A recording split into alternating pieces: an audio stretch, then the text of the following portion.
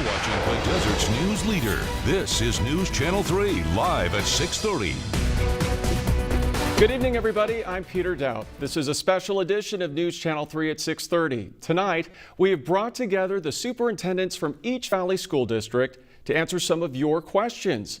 And here they are. Thank you, everyone, for joining us. We're dedicating tonight's entire half-hour program to hearing from each of you about the new school year and the changes affecting students, parents, teachers, and staff. But before we get to that, I'd like to begin by introducing each of you. From Palm Springs Unified School District, Dr. Sandra Lyon. From Desert Sands Unified School District, Scott Bailey. And from Coachella Valley Unified School District, Dr. Maria Gandera. All right. I'd like to start by asking each of you about distance learning. We've received several questions and comments from viewers, as I'm sure all of you have as well, from people who do not understand why students are not returning to campus right now. For example, Daniel Ryan tweeted us, "What is the science being followed to keep schools closed? Every bit of evidence I find says it is safe to let kids back in the classroom." The CDC also recently posted new guidelines in favor of opening schools, saying that children don't suffer much from coronavirus, are less likely than adults to spread it, and suffer from being out of school. Now, obviously, this is a decision that is up to the state and not up to you, but still, what are your thoughts on this issue? And what do you say to people and even some local lawmakers who really want students back in the classroom right now? Let's start with Dr. Sandra Lyon from Palm Springs USD. Dr. Lyon. Thank you, Peter. Well, right now in California, we are following Governor Newsom's directives, and they have stipulated that districts that are in counties that are on that state watch list need to wait until we get off of that watch list for 14 consecutive days before we open up. And the science behind that is really what other countries have found. Other countries have opened up successfully when there is not a surge in disease spread. Right now, because of being on the watch list, that's indicative of us being in a situation where the disease is being spread more frequently. We want to open well and stay safe, and we want to be able to open and stay in that open position throughout the semester. So we don't want to open too early and be in rolling shutdowns because the disease is continuing to be spread. So that's the rationale from what we understand that the California Department of Public Health is using, that our county office of Department of Public Health will also be following, so that we can make sure that once we do open up for in-person instruction, we're doing it in a safe way where we know our students, our staff, and our community will be as safe as possible. Scott Bailey from Desert Sands USD. Thank you, Peter. Building off Dr. Lyon's comments, certainly our aspiration is to have all students and staff back in a physical building as soon as possible. I don't think there's any question there. However, I would state that the current risk, as indicated in community transmission rates, would prevent that, and we see that through the governor's orders. More than 30 counties in the state of California currently are required to begin the school year in distance learning mode based on those data. Dr. Maria Gandera from Coachella Valley USD. Thank you. I think the only thing I can add to that is very simply, unfortunately, we still see every single day a high number of new positive cases in our county. And as much as we would all love to be back at school in a couple of weeks with our students face to face, I think it behooves our entire community, not just our schools, but also our entire community, to wait just a little bit longer to ensure that we have a little bit more time to decrease those numbers in order for everyone to return safely to school. All right, thank you. All three districts are about to begin the school year with online instruction before potentially transitioning to a hybrid learning model that would have students returning to classrooms part-time later in the year. What do you anticipate will be the biggest challenge with distance learning, and how do you plan to address that challenge? Dr. Sandra Lyon. Well, I know one of the biggest challenges will be just ensuring that people are checking in every day, that our families and our students are turning on that computer, making sure that they're engaging in lessons every day. When students are dropped off and they're in the class and they're not necessarily as engaged, the teacher can use proximity, get close to that student, tap them on the shoulder, redirect their attention. We're not going to be able to do that in this setting. So we're going to rely very much on that student motivation and that parent support and family support to make sure our students are engaging in the work. Scott Bailey. Agree with Dr. Lyon. Long distance relationships are difficult, as they say. And certainly there's no difference when you're talking about the engagement factor between teacher and student in a distance environment. I agree that engagement is going to be paramount in success. I think the Senate Bill 98, which was most recently codified in law, will provide certain accountability measures for engagement and participation that we didn't have when we had to suddenly close schools March 13th of this year. So engagement is going to be a challenge, but I feel like we're ready to engage our students and our parents. Dr. Maria Gandera from Coachella Valley USD. I think, like my colleagues again said, the important part about this is for everybody to remember the distance learning we're going to start providing next week in Palm Springs case is very different than what was provided in March when we suddenly had to close down schools and overnight transition into a distance learning model. This has been well thought out by everybody. It's going to include a much closer partnership between the home and the school than we've ever had before. It's going to require that our students and our parents are talking to one another as well as talking to the schools. And it's going to require our school personnel to reach out when we don't see those beautiful faces on our Zoom screens every day, to reach out to the homes and to please communicate to them the importance of students being on camera every day with their teachers. This communication now more than ever is key, because if we don't do that, it is very easy for us to find other things to do during this time.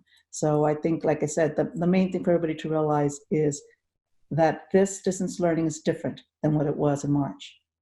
All right, this next question comes from viewer Edith Ortiz. She would like to know, what plan do the districts have for special education kids? Some kids have a hard time sitting down and staring at a device for long periods of time, and others need that one-on-one.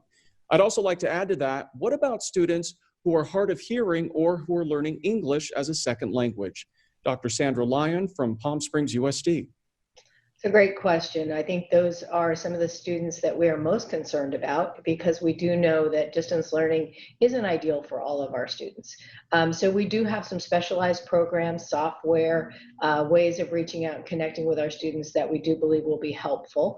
And it is our goal, as soon as we can start to have students back on campuses in small groups, to ensure that we are serving those students as soon as possible. So as we watch what conditions occur in the county with the virus, we'll get a better idea of how quickly we can bring those families back. But I can assure you that our special ed department in particular, our English learner support providers, all of our teachers who work with students who have special needs or require more support are going to be diligent about making sure that there's extra outreach, different kinds of approaches, and ways for those families and those students to connect.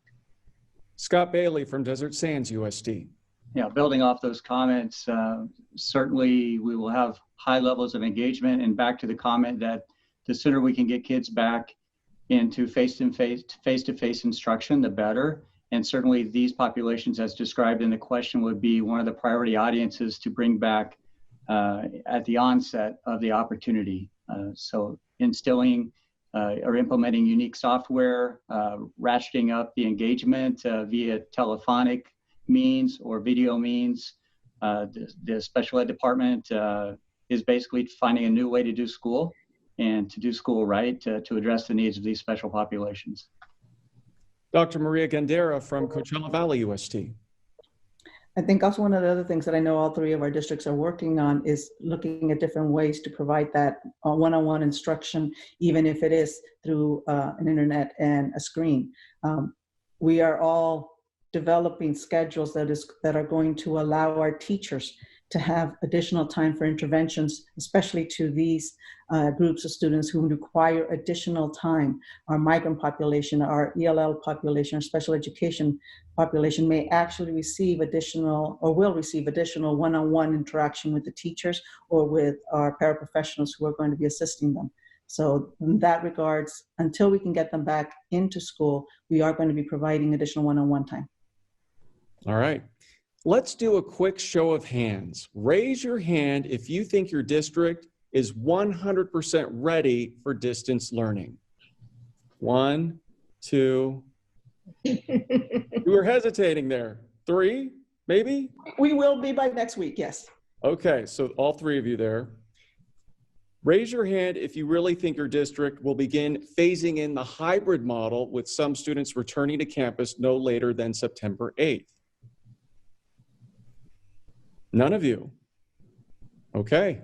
And finally, raise your hand if you believe your students will be comfortable enough to finish a full semester with distance learning. None of you again. Okay. Thank you, everyone.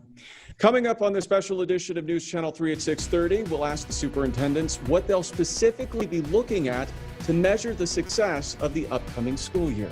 Stay with us. Welcome back, everyone, to this special edition of News Channel 3 at 6:30 with all 3 Valley superintendents. Focusing now on accountability. What are the top 3 things that each of you will be specifically looking at to grade the success of your districts this year? Dr. Sandra Lyon from Palm Springs USD. Well, first of all, we're going to be looking, as we've already talked about, with the student engagement, our students checking in every day. Then we're going to be looking to see over the course of the year, did they grow? We're going to be looking initially at learning loss and then diagnosing how we get in there and target the things that our students need. So we're going to want to see that growth by the end of the year. And I think ultimately, what we really want to hear from our students and staff and our community is, at the end, may not have been ideal, but it worked and it was successful with the majority of our students. And to that end, I just wanted to go back to why maybe at least why I didn't raise my hand in that last piece, was because I do believe our students are ready and able to be successful at this as long as it takes for a whole semester. I just don't think it's their first priority. I think they'd rather be on campus with their teachers and with their students. So it's hard to raise your hand and fully endorse that when you know it's really not where any of us want to be. All right. Scott Bailey from Desert Sands USD. Top 3 things. Engagement and participation is one of the things on the top of the list for me. How well we've supported our students and parents. Hopefully we get those feedback via survey data. And how well we have, and this is number 3, supported our teachers and classified staff in getting the job done. I think those are 3 metrics that I'll be looking at. Dr. Maria Gandera from Coachella Valley USD. Well, I think, again, there's a benefit and a curse to being the third one, right? My 2 colleagues have said it, but I think the one other component that they have not added is we are going to have multiple benchmarks throughout the semester, the quarter, the semester, the year, to ensure that we are making that growth. Because any good teacher will tell you, we always need to know where our students are on the first day, where they are on the 10th day, where they are on the 20th day, and so forth. So those intermittent benchmarks are going to be critical to know how our teachers can modify their instruction throughout the semester. Okay. If students do return to classrooms part-time later this year, obviously schools will look very different. What are some of the changes that students and staff can expect when they return, and how will those changes be enforced? Dr. Sandra Lyon from Palm Springs USD. Well, one thing we know is social distancing will be required. Hand washing stations will have the hand sanitizer when you enter a room. All the protocols that we all know we're following right now when we're out and about doing our daily chores. Students and staff are going to do at the school. Wearing masks, lunches not in the cafeteria with all your buddies, recesses will look different. Just about everything that we do in a classroom is going to be altered. Where we were grouping together and working to have collaborative learning, that's going to be from a space 6 feet apart from each other. So there are a lot of big adjustments for us as we return to campus. Scott Bailey from Desert Sands USD. I would say some of the biggest changes will be obviously the evidence of personal protective equipment, face shields, face masks, and so forth, social distancing, possibly having one-way routes in hallways, no large groupings, and so forth. I think those are 2 major things, the PPE and health and safety protocols that we will implement. Dr. Maria Gandera from Coachella Valley USD. Well, I think there is no doubt that our school will look different than what it did March 12th. I also think that when we come back, we're going to see the opportunities for growth in the way schools looked before to happen. I think one of the things that will allow us to see when we come back is we might see different social interactions between students that normally would never have interacted, even within a classroom, because students will have developed different relationships than they had before. I think people are going to learn and are learning to communicate more with words, because before it was a lot easier to not say what you meant, just to assume that people knew what you meant. And I think now one of the new challenges we're all facing is, in order to continue a relationship, we're having to use our communication skills in a better way. So I'm looking forward to when we do return to school, that we're going to see different interactions among groups of students in a much different way, in a much more positive way. All right, here's another viewer question. Janet Hernandez would like to know, what is the plan for early childhood education this fall? Will those children be taking part in distance learning? Dr. Sandra Lyon from Palm Springs USD, kindergarten enrollment in your district is down about 50%. Yep. Right. We're worried about our early childhood students as well as our TKK students, just because parents may not feel that they're going to get as much out of the distance learning. So we really want to encourage them to please get enrolled in our early childhood programs, get enrolled in TKK. For one thing, you're going to have an online support group with those other families and with those children for your children. So as Dr. Gandera said so well, people are going to be learning new communication skills and new ways to interact. And those young kids need that just as much as anybody, and they're going to just get it in a different forum. So if you have not yet enrolled, do it now. It will look different initially, but eventually those kids are going to come together in a physical setting, and you want them primed and ready for that experience. Scott Bailey from Desert Sands USD. Yes, similar, Peter, to Palm Springs Unified, we're seeing our enrollment numbers down on the kindergarten registration. It's somewhat typical of this time of year. However, we would encourage our parents to get registered as soon as possible. The registration process really hasn't changed that much. And certainly we are ready as far as devices and connectivity are obviously required in a distance learning format for the littles, as we call them. We're definitely ready to greet them in the virtual world. Dr. Maria Gandera from Coachella Valley USD.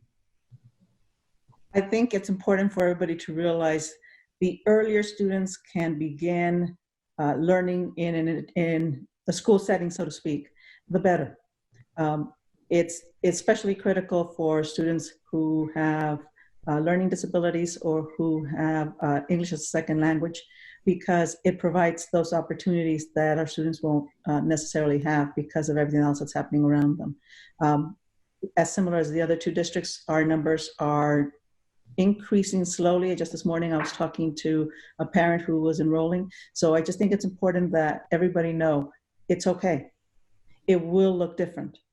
But TK and kindergarten and even our preschoolers are still going to be part of our school district, are still going to receive the devices, are still going to receive that one-on-one contact with their teacher. That's very critical to them at this early stage. Thank you, everyone. When we come back, the superintendent shared their final thoughts. Hear what they want you to know. Stay with us for the special edition of News Channel 3 at 6:30. Welcome back. Before we go, I'd like for each superintendent to share their final thoughts on the upcoming school year and the unique challenges facing students, parents, teachers, and staff. Dr. Sandra Lyon from Palm Springs USD. I think the first thing I would just say is just to have everybody continue to breathe and try to be patient. Nobody's expected this. Is the most unusual start, I think, to a school year any of us, at least in our area, have seen. And it will likely change again. And so we really just need people to kind of roll with it. Somebody said to me yesterday that people right now just are very anxious because they don't know what's going to happen next week. And, you know, it made me think that in a normal school year, you don't know a week before. You may not know your teacher, your class schedule, but you know you're going to be on campus. And I think that difference has just made such a monumental shift in how people feel and think about the school year. So we want people to just put on their regular, this is the start of school year hat. We are going to get the ball rolling. We're going to engage our kids, work with us, let us know what's working and not working. We'll be responsive, and we're going to learn a lot together as we start the 2021 school year. Scott Bailey from Desert Sands USD. Patience and flexibility, I think, will be key elements to the secret of success this year. We're doing school, it's just in a different way. And we want to be perfect, but we're not real sure what perfect is because we haven't been here before. I think there's a lot of learning that can occur. We were forced in, I'm going to call it education version 2.0, having been in a 1.0 version for many, many years, myself included. I hope we land on a 1.5, a new improved version of what we knew in the past. So we're learning along with our community, appreciate the flexibility and the patience. And to our students, we're ready for you for Desert Sands. Come August 19th, we're ready for you. School's just going to look a little different, but we're ready to engage with you. Dr. Maria Gandera from Coachella Valley USD. First of all, I want to say thank you very much for the opportunity to speak to our community. This year's just a little bit different. We won't be stepping a foot on the campus for a couple more months. What we will be doing is still providing education through a different ways. And I will give you one tip to go out on. As a mother, as a teacher, as a superintendent, I know what my children have been doing over the summer. And I always do this exact same thing every year before school starts. I know during the summer, they go to sleep late and they wake up even later. It's time for the students to start getting back into that normal school routine. Start going to bed at a decent hour and start waking up at early hour, because school routine will continue to happen. It's just going to happen different this year. That is a good tip. All right. Thank you all so much for joining us here on News Channel 3 at 6:30. I'll be speaking with each of you again after the school year begins. Of course, we'll continue to answer viewer questions and speak with local newsmakers in depth each night right here on CBS Local 2. You can always send your questions anytime to share at KESQ.com. I'm Peter Dowd. Thanks for watching, everybody, and we'll see you back here again tomorrow night.